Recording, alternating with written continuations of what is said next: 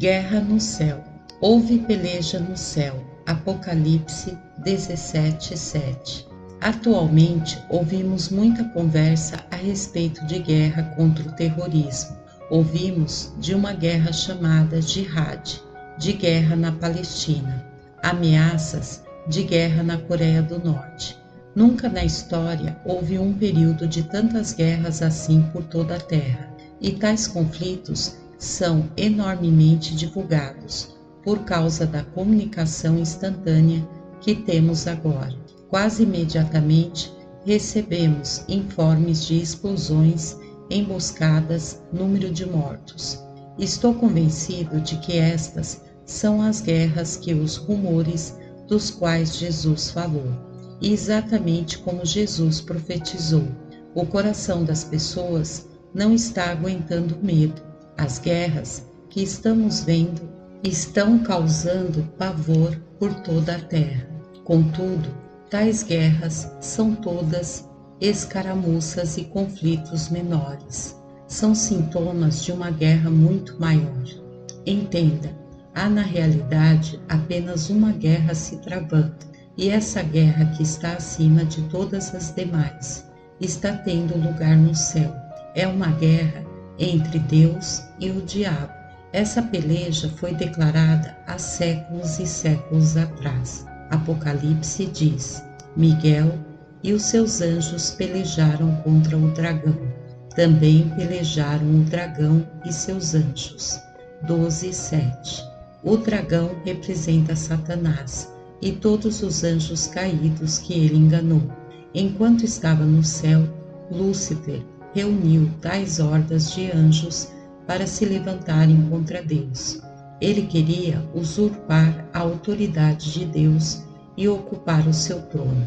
Mas o diabo perdeu essa primeira batalha. Todavia, não prevaleceram, nem mais se achou no céu o lugar deles. 12:8. Deus disse a Satanás: Não há mais lugar para você na minha presença. E ele o lançou para fora do céu, junto com os anjos que haviam se rebelado com ele.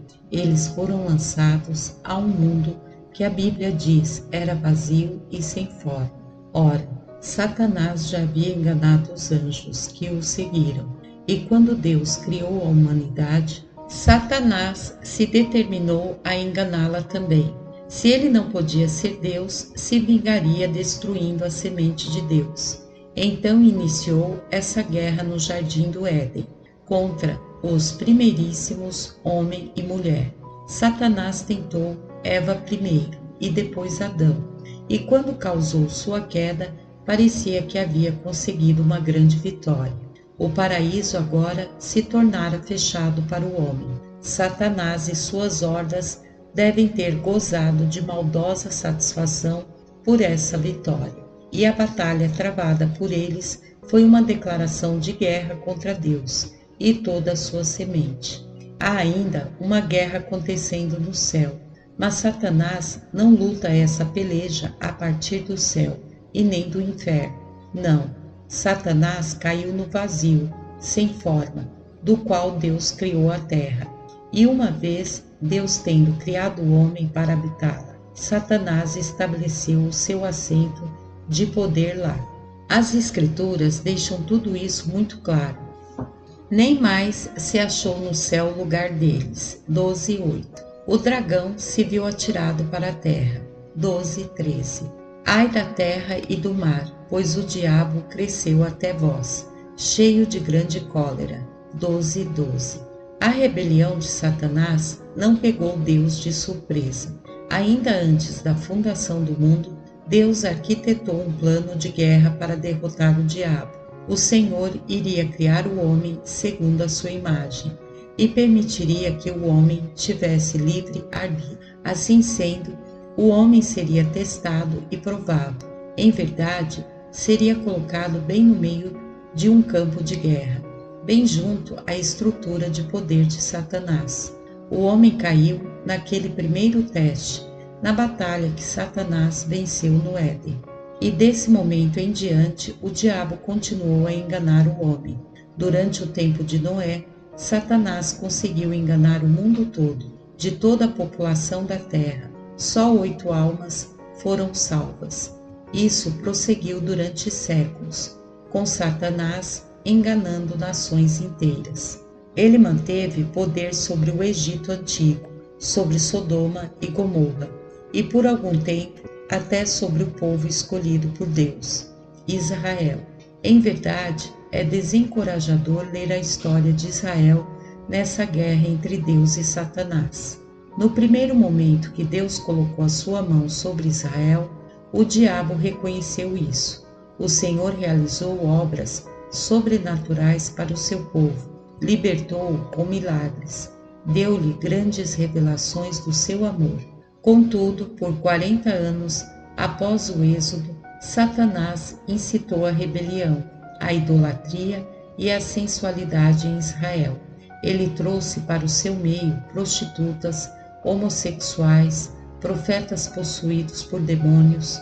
Finalmente, quando chegou a hora de se entrar na terra prometida, só 2 israelitas que haviam saído do Egito escaparam do engano: Josué e Caleb.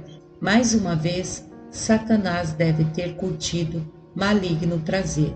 Parecia que todas as batalhas aconteciam do jeito dele, e continuou tendo vitórias através de enganações insufladas por demônios. Ele possui todos os países em torno de Israel: os babilônios, os filisteus, moabitas, hititas, cananeus e os reinos do norte. Finalmente, Satanás lançou o seu olhar sobre os filhos de Israel, que haviam sobrevivido. Esses israelitas tinham entrado em Canaã com Josué, depois que seus pais morreram no deserto. Parecia o raiar de um novo dia para o povo de Deus.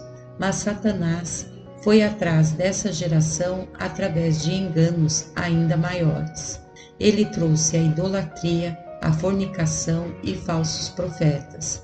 Introduziu a adoração demoníaca de Baal, Astarote e Moleque. As Escrituras apresentam essa geração continuamente adorando ídolos nos lugares altos e continuamente rejeitando o Santo de Israel.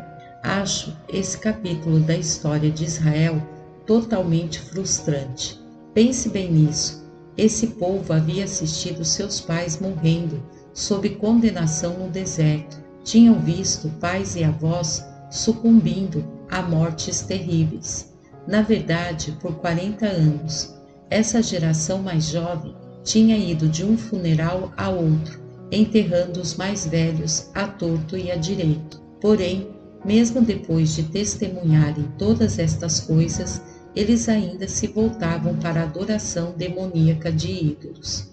Nos séculos seguintes, Satanás gostou de vitória após outra sobre a semente de Deus. Ele possuiu os reis de Israel, de Acabe até Jeroboão e Manassés, homens ímpios que derramaram sangue inocente livremente. Por fim, o último capítulo de Juízes revela até que ponto o povo de Deus caiu. Os últimos capítulos de Juízes é o relato horrível e doloroso de como uma turba enlouquecida de homossexuais sodomizou a concubina de um sacerdote e a deixou semi-morta. Quando o sacerdote a encontrou, decapitou o cadáver e enviou pedaços do corpo às 12 tribos de Israel. O incidente termina em guerra civil no povo de Deus em relação aos direitos homossexuais. Milhares de israelitas são mortos. O livro de Juízes termina com essas palavras terríveis de arrepiar: naqueles dias não havia rei em Israel, cada um fazia o que achava mais reto. Juízes 21:25. Digo-lhe o seguinte: esse é o desígnio de Satanás para todas as gerações. Ele conseguiu com sucesso derrubar toda adoração verdadeira em Israel. Ao final de Juízes, homens e mulheres e crianças faziam o que bem queriam. E isso é exatamente o que Satanás está alcançando nesse momento, em nossa geração. Ele está tentando tornar proscrita a Bíblia, ou seja, suprimi-la através da lei, fazendo-a parecer totalmente irrelevante. Todo mundo é encorajado a interpretar a palavra de Deus à sua própria maneira. Trata-se de uma enganação trazida diretamente do inferno. A verdade é a seguinte: havia um rei em Israel no fim do livro de Juízes. Esse rei era Satanás. Ele governava não só o mundo pagão, mas também a nação escolhida por Deus. A essa altura, o diabo parecia ter vencido a batalha inteiramente. Ele e os seus demônios pareciam invisíveis em sua peleja contra o céu. Deus foi paciente, pois tinha um plano de conquista completa. O Senhor não ficou preocupado com as vitórias de Satanás. Sim, ele se entristeceu com a contínua degradação do seu povo para o pecado e a morte. Mas Deus já tinha um plano de guerra em ação. Finalmente, na plenitude dos tempos, Deus enviou seu Filho ao campo de batalha. Cá estava Deus encarnado, entrando pessoalmente no campo de batalha. O Senhor estava afirmando: a batalha agora mudou. Eu estou assumindo o comando. Satanás não prevalecerá mais.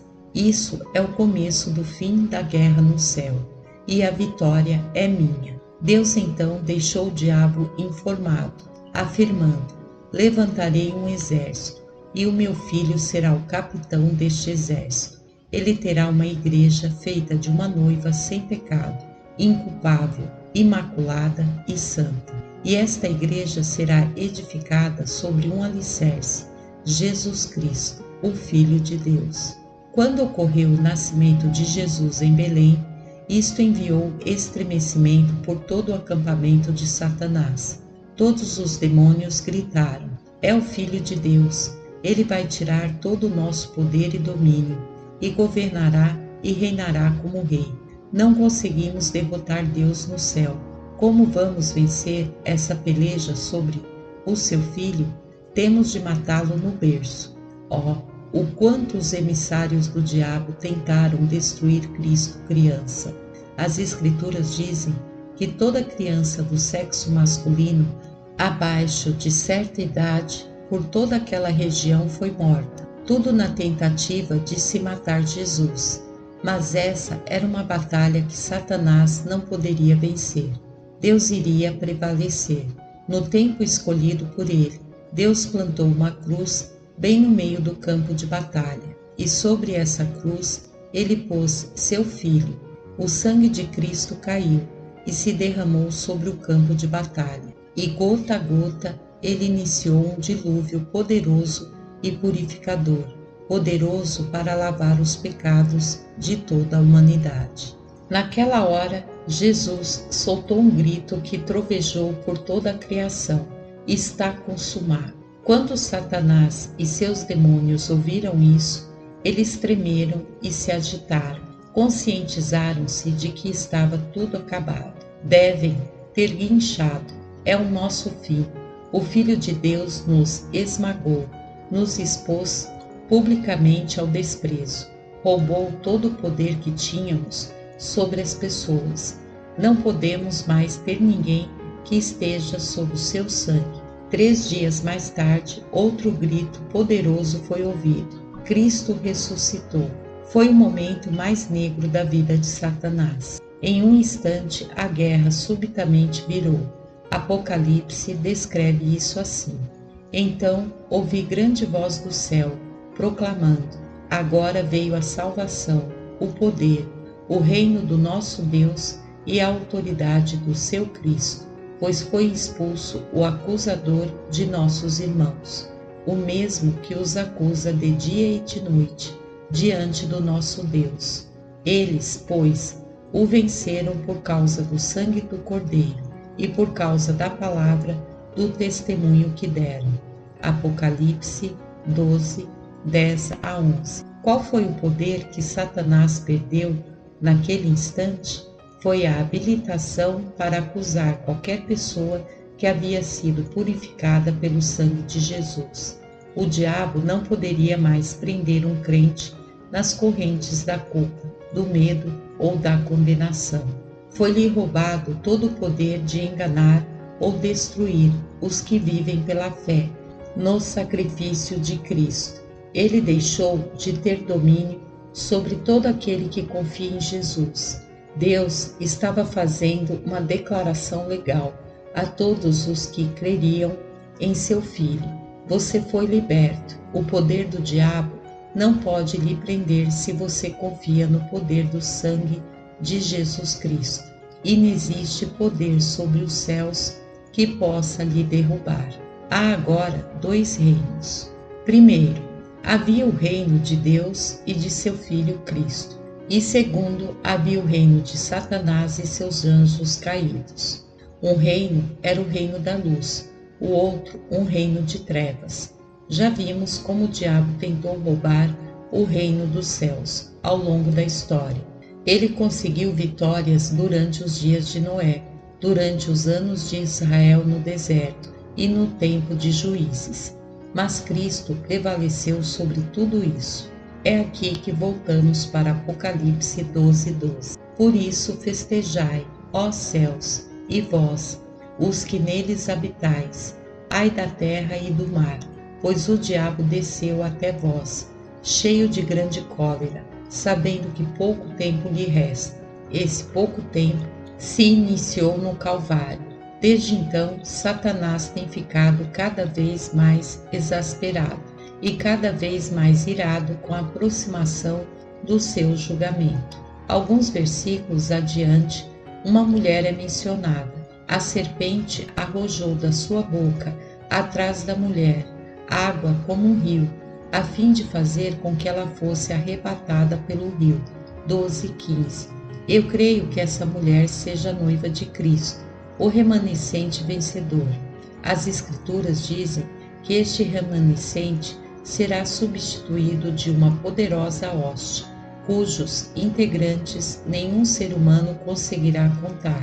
Incluirá todas as pessoas ao longo da história que tornaram Jesus seu Senhor. A seguir lemos: irou-se o dragão contra a mulher e foi pelejar com os restantes da sua descendência, os que guardam os mandamentos de Deus e têm o testemunho de Jesus.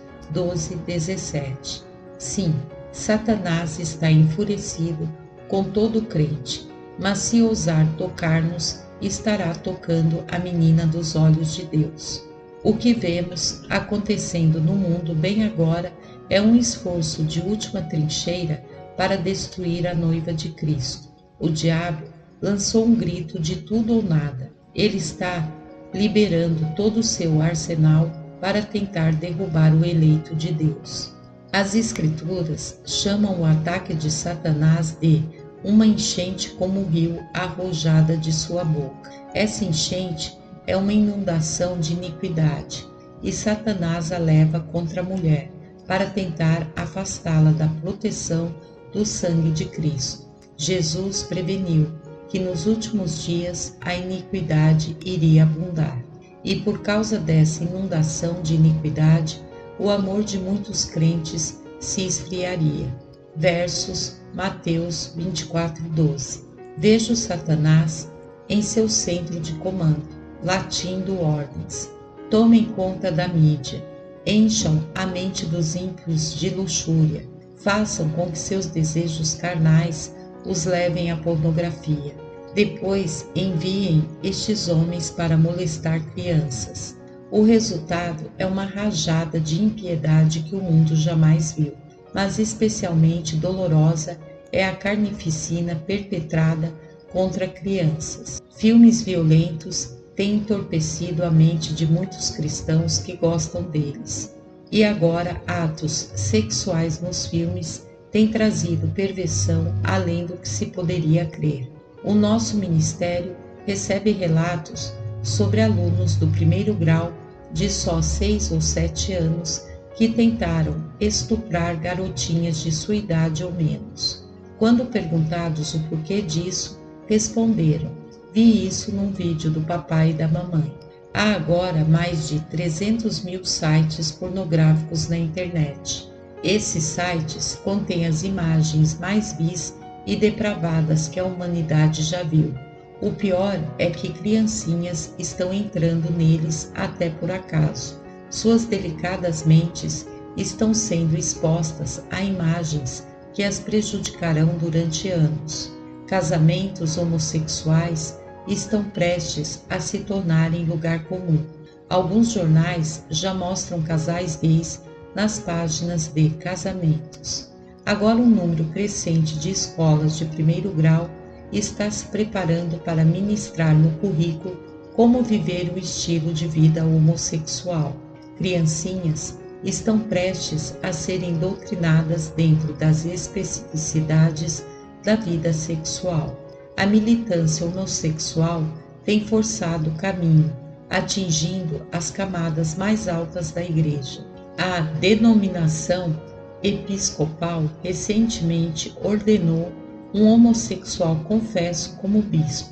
Quando a cerimônia acabou, o novo bispo se virou e segurou a mão do namorado. Satanás tem trazido o engano do homossexualismo cada vez mais para dentro da igreja. E as crianças, mais uma vez, são as vítimas. Mais e mais padres homossexuais estão sendo descobertos e condenados por molestarem crianças sob seus cuidados. O mundo da moda deixou de ser apenas malicioso, como também começou a exibir nudez. É uma tentativa de chocar, feita por uma indústria que se deu à sensualidade desavergonhada. Mas Satanás pretende que ela influencie o povo de Deus, especialmente os jovens crentes. Essa sutil tendência demoníaca objetiva o desgaste da resistência ao sensualismo. Há um ressurgimento à bebedeira desenfreada entre os adolescentes. Até mesmo o Wheaton College, uma faculdade que durante décadas foi um padrão de santidade, agora permite o álcool. A razão? Querem atrair professores mais eruditos, quer dizer, que bebem. Mais faculdades cristãs, claro que vão seguir o exemplo. Toda uma geração de jovens crentes vai sofrer, sendo incitados a uma iniquidade que de outro modo não buscariam. Veja estes outros exemplos recentes do ataque final de Satanás. Há um astro de cinema que concorre ao cargo de governador da Califórnia.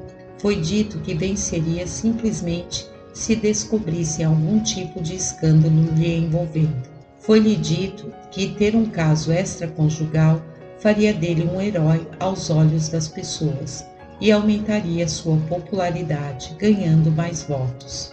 Uma enchente de leis está sendo produzida no esforço final para remover para sempre o nome de Deus da sociedade. 2 senadores americanos lançaram esse projeto de lei. Essa lei impediria o mandado de todo juiz que crê em Deus ou tenha qualquer tipo de fé. Você provavelmente leu sobre a famosa determinação de um juiz dos Estados Unidos. Ele ordenou a remoção de um entalhe em granito dos 10 mandamentos das dependências de um edifício público no estado de Alabama. Enquanto isso, fez seus despachos de um prédio federal que tem uma estátua de Zeus na entrada. No começo, eu achava que estas coisas feriam profundamente o coração de Deus, mas agora creio que o Senhor ri desses insignificantes esforços do homem. Por quê? Porque Deus está agindo no meio de milhões de jovens e escrevendo sua lei em seus corações, e nenhum juiz da terra pode removê-la deles. Se parece a você que o diabo está ganhando, espere um pouco. Quero lhe mostrar o que ainda vai acontecer nessa peleja no céu entre Cristo e Satanás. A Bíblia afirma: o Senhor executará a sua palavra sobre a terra, completando-a e abreviando-a. Romanos 9:28. Deus está dizendo: vou acabar essa guerra breve, farei um trabalho rápido. Você pode se perguntar: então, o que Deus está esperando? Por que não agiu ainda? Está claro que chegamos a um ponto crítico. Cadê a poderosa mão de Deus? Tiago nos dá a resposta. Sede, pois, irmãos, pacientes, até a vinda do Senhor. Eis que o lavrador aguarda com paciência o precioso fruto da terra, até receber as primeiras e as últimas chuvas. Tiago 5:7. Resumindo, Jesus está pacientemente esperando por almas. Ele está aguardando que a altíssima colheita seja recolhida. A maioria dos estudiosos bíblicos acha que as primeiras chuvas ou chuva temporã, às quais Tiago se refere, seja o Pentecostes. Quanto às últimas chuvas ou chuva seródia, eu creio que as estamos vendo agora mesmo. O que melhor descreve as últimas chuvas de Deus do que a florescente igreja subterrânea de milhões de pessoas na China comunista? Esse corpo de crentes cresceu milagrosamente em poucas e rápidas décadas, nos anos que cercaram a Segunda Guerra Mundial, quando os últimos missionários deixaram a China. A igreja lá era um movimento pequenino e agonizante. Então, unicamente pelo Espírito de Deus, de algum modo ela explodiu, a partir de um punhado de bolsões isolados, se transformando numa obra poderosa da qual o mundo nunca soube. E a queda da cortina de ferro, ninguém esperava ver o comunismo acabar durante o nosso tempo de vida. No entanto, Deus produziu isso da noite para o dia. Exatamente no dia em que escrevo essa mensagem, o jornal New York Times informa que o governo da Rússia está agora se pronunciando contra o aborto em termos morais. Até países islâmicos linha dura estão vendo estas últimas chuvas do Evangelho. Satélites agora irradiam as boas novas sobre países muçulmanos, através de mensagens do rádio e da TV. Quando um evangelista pregou no Paquistão o ano passado, mais de 50 mil pessoas assistiram. Sim, as últimas chuvas chegaram. O mundo todo está sendo cheio das boas novas de Jesus Cristo. Então, quando podemos esperar que o Senhor haja? O próprio Jesus nos diz: não tivessem aqueles dias sido abreviados, ninguém seria salvo. Mas por causa dos escolhidos, tais dias serão abreviados. Mateus 24:22. Ele está dizendo: ninguém sabe o dia ou a hora da minha volta, mas eu vou adiantar isso. Veja outra vez a afirmação de Paulo: o Senhor executará a sua palavra sobre a terra. Romanos 9:28. A raiz grega para executará aqui quer dizer golpeará rápido. Deus está dizendo: será rápido. Vou esperar pacientemente que a colheita acabe, mas aí me moverei com rapidez para julgamento. De repente, da noite para o dia, testemunharemos julgamentos que nunca vimos antes.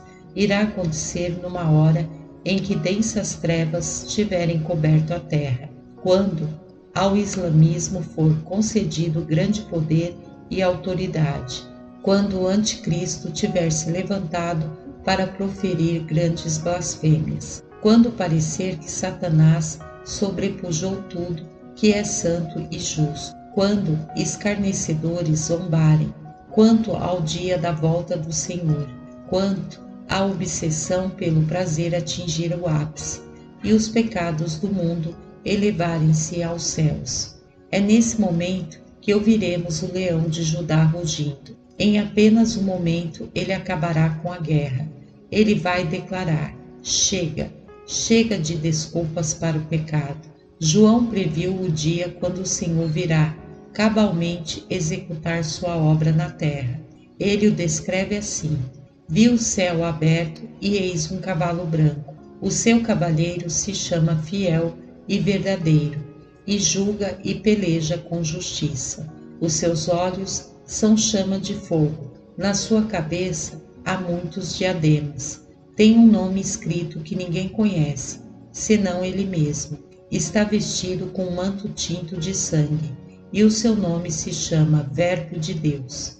e seguiam-no os exércitos que há no céu, montando cavalos brancos, com vestiduras de linho finíssimo, branco e puro. Sai da sua boca uma espada afiada, para com ela ferir as nações, e ele mesmo as regerá com cetro de ferro, e pessoalmente pisa o lagar do vinho, do furor da ira do Deus Todo-Poderoso. Tem no seu manto e na sua coxa um nome escrito: Rei dos Reis e Senhor dos Senhores. Apocalipse 19, 11 a 16. Aqui em Nova York, as pessoas muitas vezes perguntam: onde você estava no 11 de setembro? Ou onde você estava quando acabou a luz, no grande apagão? A minha pergunta para você é: onde você estará quando Jesus vier? Qual será a situação do seu coração quando o Rei dos Reis executar sua cabal obra de julgamento? O que você estará fazendo quando ele vier a acabar a guerra? Possamos todos nós ser achados sob o seu precioso sangue, ocultos na fenda da rocha. Amém.